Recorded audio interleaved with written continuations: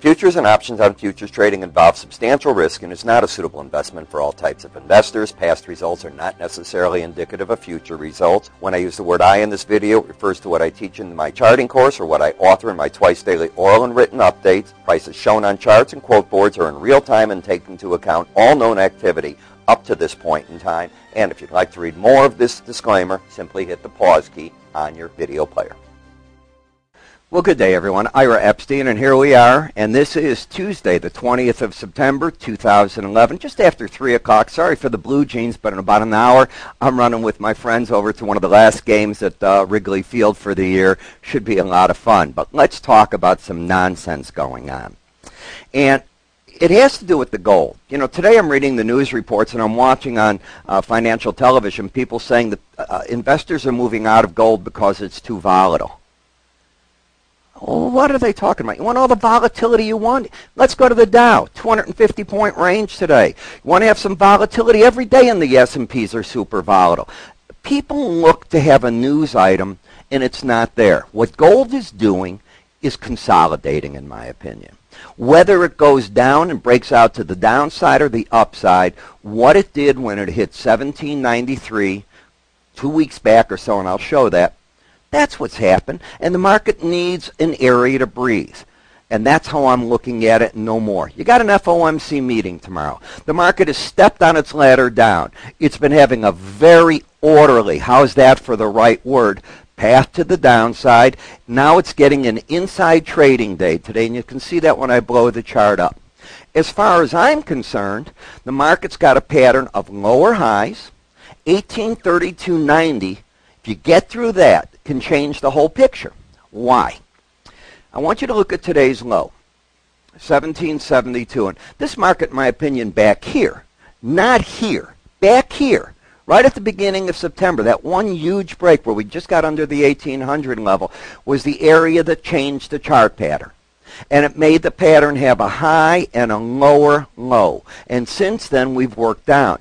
For the first time in a long time, you've now taken the market and brought it sideways. So here's the two breakout points as I'm reading them. 1765.40, get under that, you continue the downtrend. Get over 1832.90, you reverse the downtrend, and I think you go back into an uptrend. I'll stick my neck out. Those are the numbers I like. Also, look where the market's been fighting its battle on each rally. Let's go back. Here's that big break. I don't think you'll disagree with me that the low here took that low out. Where did the market stop? The 18-day average of closes. Comes up a little bit, and that's not a chart line. I'm just drawing the 18-day moving average of closes. You'll see it in a moment. The market makes a lower high. Don't know if that's going to be the low. It manages to sneak out, not quite make a lower low than here. It does it here. So now we've for certain got the pattern of lower lows, lower highs. Where's the market keep touching on the rallies? And I don't care if you say it's up or the market at least hit it during the day and then fell. It's that 18-day average. Reaches back up to fight at that battleground again, and that's September 16th. This is yesterday's action. Here's today. Now if you get through that 1832.90, I think the pattern's set where the market's going to have higher lows until you take out the 1772 level, and the question is, where can you go on the upside? Well, because the moving averages, the 45-day and the 100, are under the market, they're not resistance points. They're potential support zones if you take out these lows.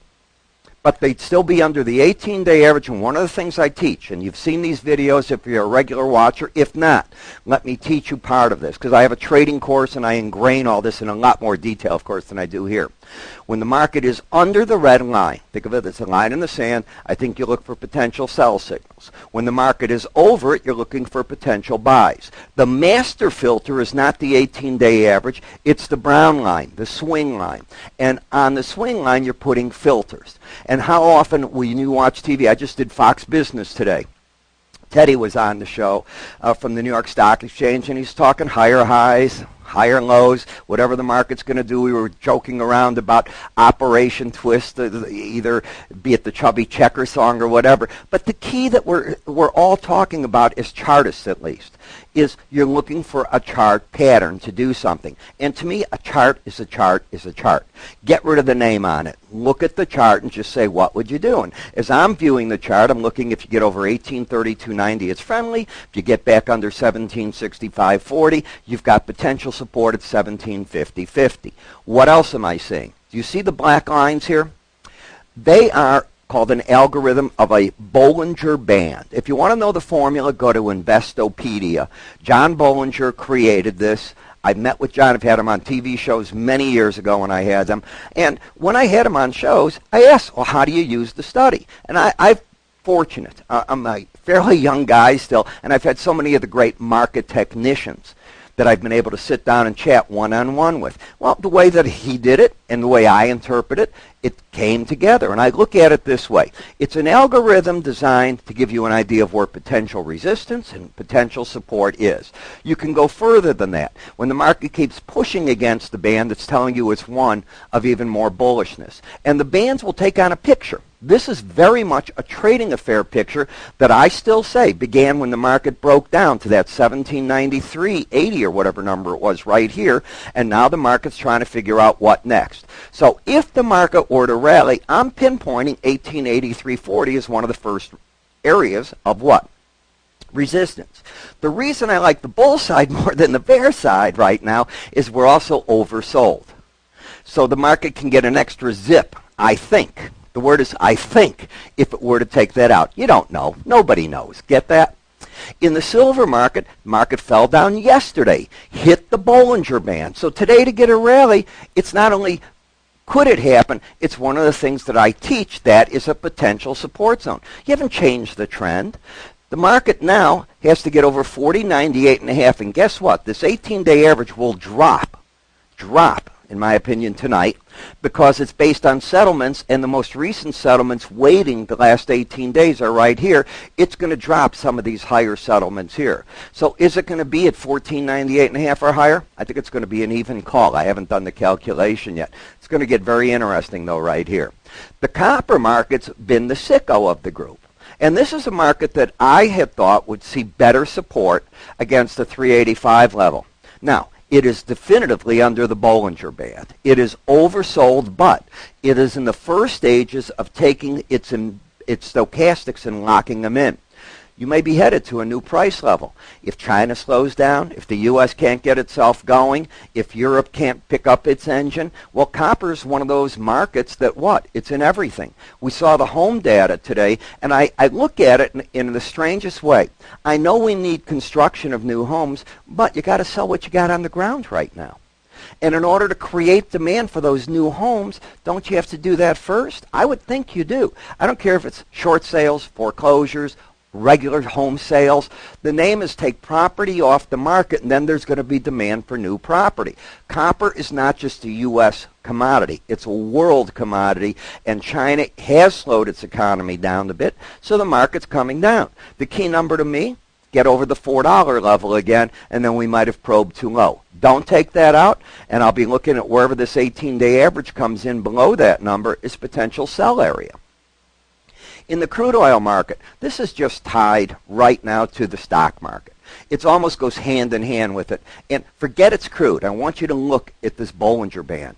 That market's narrowed in. You no longer have this. Something is going to happen here. Now the market's starting to lean over. Today's low took out that low. So the most current part of the trend is down.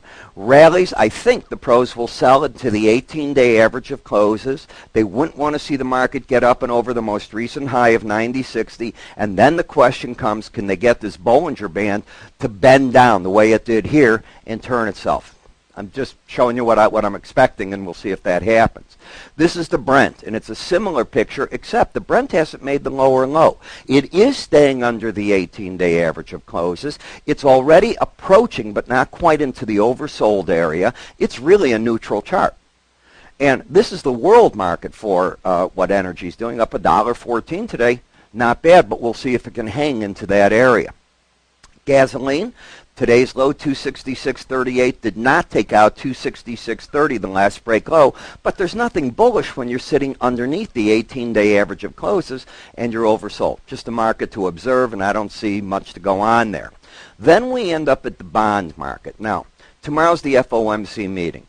The market's already building in that the Fed is going to switch part of the focus from where it's at in the short-term 2-year, 5-year studies of the notes and probably go to the 7, 10-year and some of the money to the 30-year.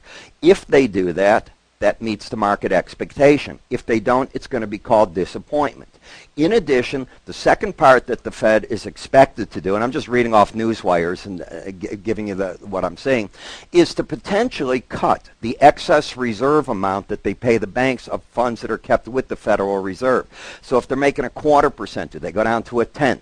Do they go down to nothing? Do they go down to 0.15? Well, the market's expecting something in that area. Do I recommend you go through an FOMC meeting? I do not. What I do recommend is we put together 10 trading rules. It's part of our futures kit. And how you get all this, it's really simple. You call us at 1-866-973-2077. We'll send it out as part of the futures kit. Get it, you can take it from there.